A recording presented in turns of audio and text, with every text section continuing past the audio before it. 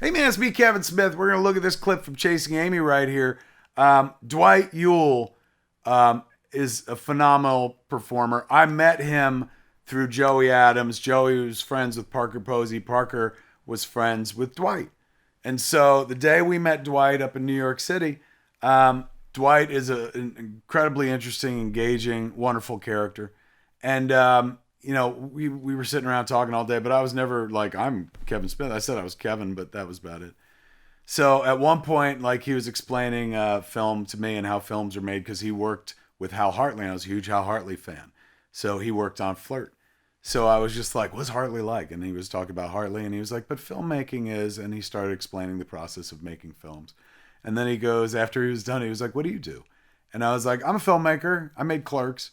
And he like broke down laughing because he was like, I was just literally explaining to you how film works and you made motherfucking Clerks. So I fell in love with Dwight right away. And I remember me and Joey left and I was like, I'm going to write that guy into a movie one day. Cut to a few months later, I wrote him the part of Hooper in Chasing Amy. So this scene here is Hooper's debut. It's out of Comic-Con. That was also kind of groundbreaking for the movies. Nobody had showed Comic-Cons and movies before. Nobody knew that there were people that made comic books, like a penciler and an inker, stuff like that.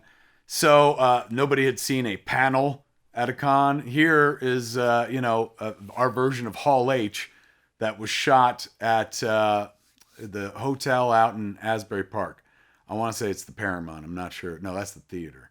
I forget what the name of the hotel was. But we shot the Comic-Con there. All the sequences, and we shot this sequence there.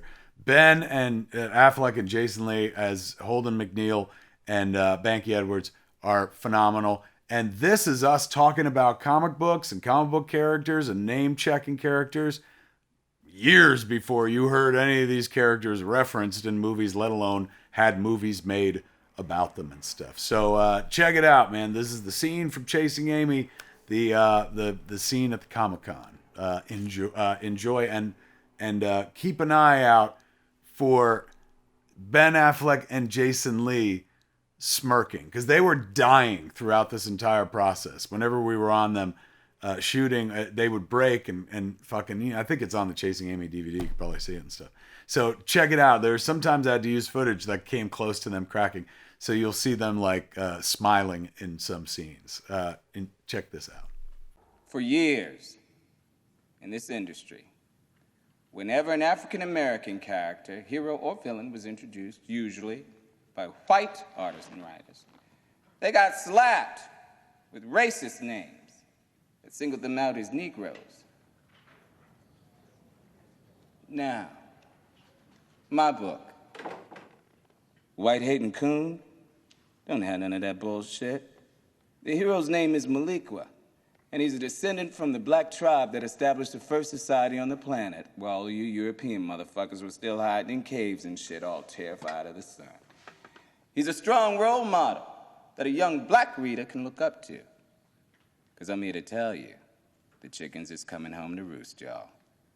The black man's no longer going to play the minstrel in the medium of comics and sci-fi fantasy. We keeping it real.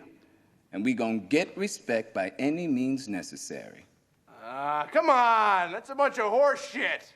Lando Calrissian was a black guy, you know. He got to fly the Millennium Falcon. What's the matter with you? Who said that?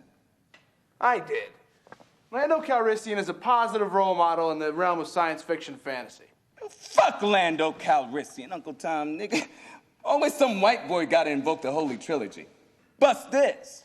Those movies are about how the white man keeps the brother man down, even in a galaxy far, far away.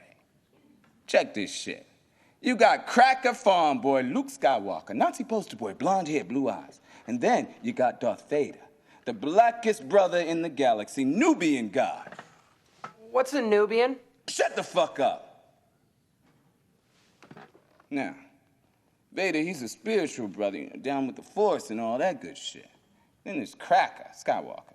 Gets his hands on a lightsaber, and the boy decides he's gonna run the fucking universe. Gets a whole clan of whites together. And they gonna bust up Vader's hood, the Death Star. Now what the fuck do you call that? Intergalactic Civil War? Gentrification! They gonna drive out the black element to make the galaxy, quote unquote, safe for white folks. And Jedi's the most Insulting installment, because Vader's beautiful black visage is sullied when he pulls off his mask to reveal a feeble, crusty old white man. They trying to tell us that deep inside, we all wants to be white. Well, isn't that true?